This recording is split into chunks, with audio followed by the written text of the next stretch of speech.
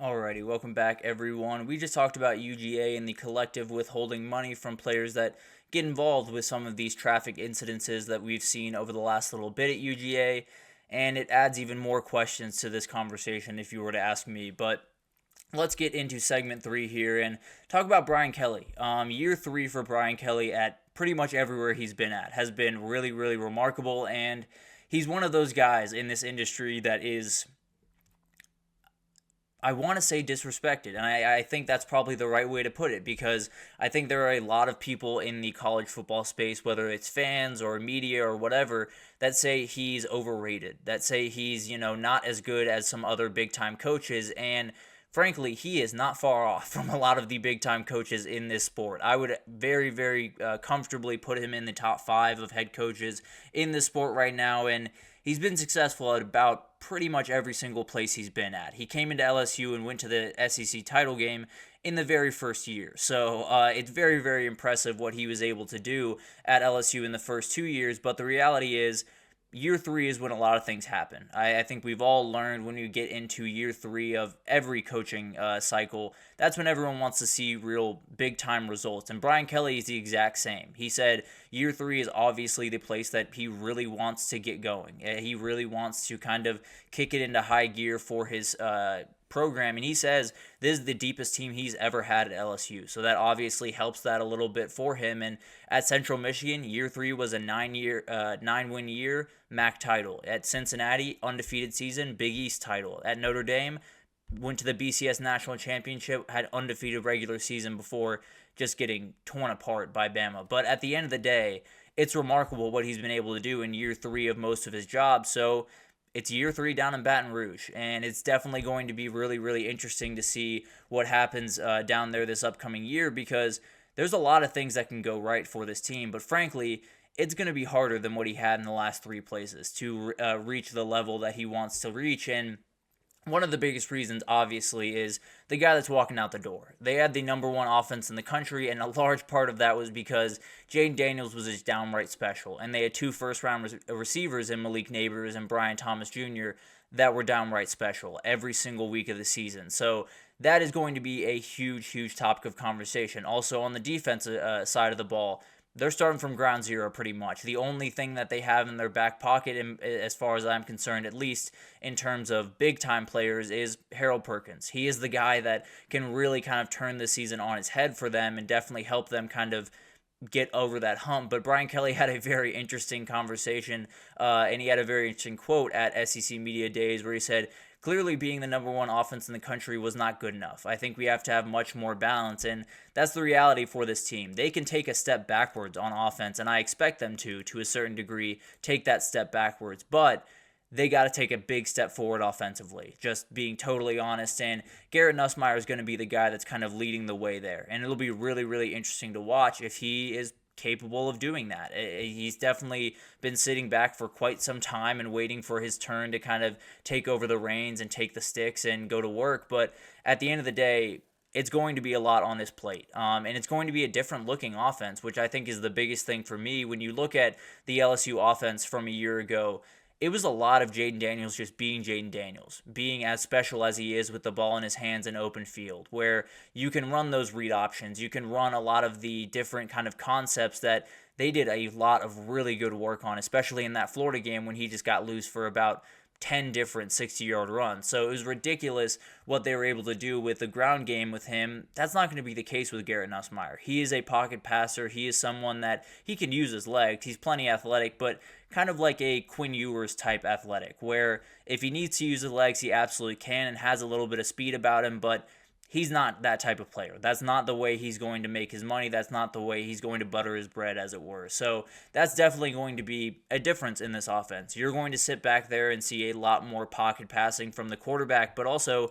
you're going to have to see a lot more from these running backs. And Josh Williams will be leading the way, very much like this kid. I think he's really, really good. He's been there for just so long, and I think made his way up from a walk-on, if I'm not mistaken. So a remarkable story, and someone that I think has developed in just a really, really good football player. You also have Caleb Jackson there. You also have John Emery, who went into the portal, came back in, and so that'll be really interesting to watch. Caden Durham is a fantastic freshman running back that they have. So it's going to be different. There's no two ways about that. This offense is going to have to go about business a little bit differently, lean on those running backs in the running game a little bit more aggressively. And that'll be kind of interesting to watch because that was the X factor, quote unquote, for that offense a year ago was when Jaden Daniels gets out on the edge, there's not much you're going to be able to do.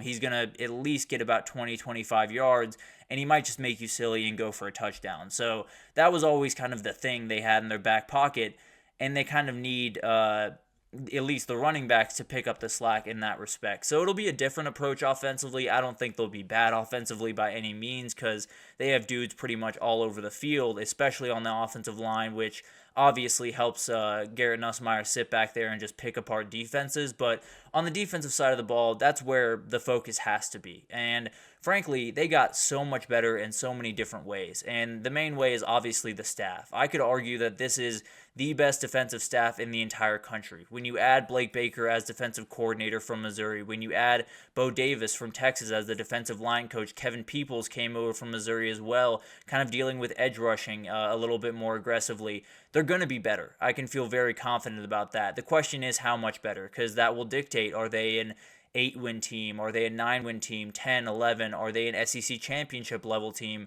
That is what will decide it. How many steps can they take on the defensive side of the ball? And there are a couple of guys that need to step up. And Harold Perkins just has to be a freak, if I'm being totally honest. He has to be that freshman Harold Perkins that we saw where it was just an absolute show from the start to finish. It was really, really incredible to watch him play. And he's going to be huge for this team. There's no two ways about that. And he's going to have to almost be a superhero for a lot of this if they're going to be a really successful defense. And then there's guys on every level of this defense that have to make big-time plays. There's no two ways about that. And it starts on the front. Jacobian Guillory is a very, very talented player. He played a lot of games last year. Jalen Lee is someone who didn't necessarily play too much last year, but came over from Florida before the 2023 season, is likely going to be the starter next to Guillory in that kind of interior defensive line. And at the very least, they got to play B-plus football. Those two guys have got to be at least good enough to hold their own against some of these big-time defensive line or offensive lines, because that was the big issue with LSU. Obviously, the back end was rough. Obviously, so many things were not great about that team. But as we've talked about a number of times, when you can get that interior push, the edge rushing gets a little bit better. The back end gets a little bit better. The linebackers play a little bit better. So that's really where everything starts. And they need those two guys to play absolutely huge this season. Obviously, brought in Javier Suggs from Grand Valley State, who obviously can play another role there. But you're going to need at least two big-time defensive tackles. You're going to need at least two guys that can really kind of not necessarily impose their will every single down and dominate guys, but at least they'll hold their own to a really, really high degree. So that's obviously something Bo Davis will have to worry about this year, and he did a darn good job at Texas last year. So hopefully that kind of realizes itself at LSU this time around. But then the edge rushing just has to be the Braden Swinson show. He was one of the best players down the stretch for LSU on either side of the ball, really, but especially on that defensive side of the ball. And he's got to continue to make those big moves. He's got to be the guy coming off the edge that you're worried about as an offensive tackle. And some of this stuff will be helped by Harold Perkins being a little bit more of a pass rusher this year, which I expect him to be. And I think that's going to be a little bit different of a look. But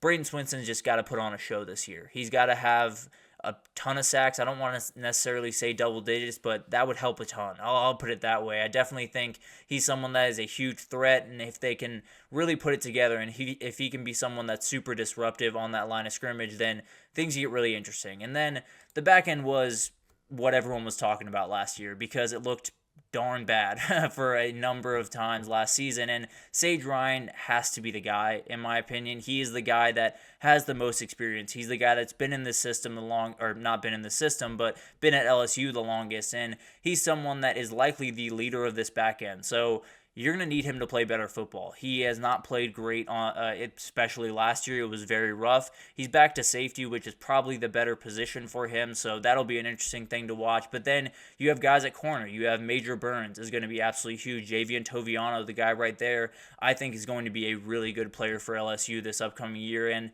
he absolutely has to be. And then they might just be starting a freshman at one of the corner positions in PJ Woodland. So it'll be really interesting to watch this kind of back end develop the most because that's the place that they need to take the biggest stride. And if they can, then it could have the biggest effect on their season.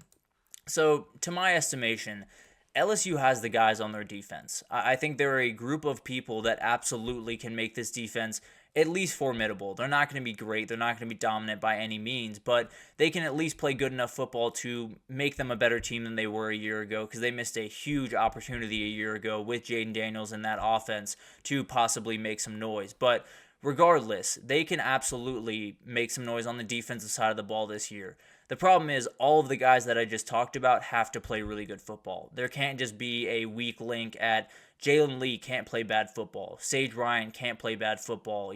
There can't be that weak link within this group, because if there is, then you have a much bigger problem. So that will be really, really interesting to watch. And they're walking a really tight rope. There's no two ways about that. LSU is absolutely fighting something that is going to be really, really hard to pull off this upcoming year if they want to compete for an SC title, if they want to do some of the things that I know for a fact Brian Kelly wants to do. But the reality is they have the right guys to kind of walk it right now. I think Brian Kelly is a fantastic head coach, although some people would say not quite as good. Then you have Blake Baker, you have Bo Davis, you have just a remarkable staff around you. So walking that thin line becomes just a little bit easier because you're putting guys in winning situations. And when you have some of the athletes that LSU is just always going to have, that helps out a little bit. So LSU is kind of in the shadows going into this year, kind of a team that remarkably in the SEC is not being talked about too much, with UGA and Texas and Bama and Ole Miss and everyone else getting that conversation.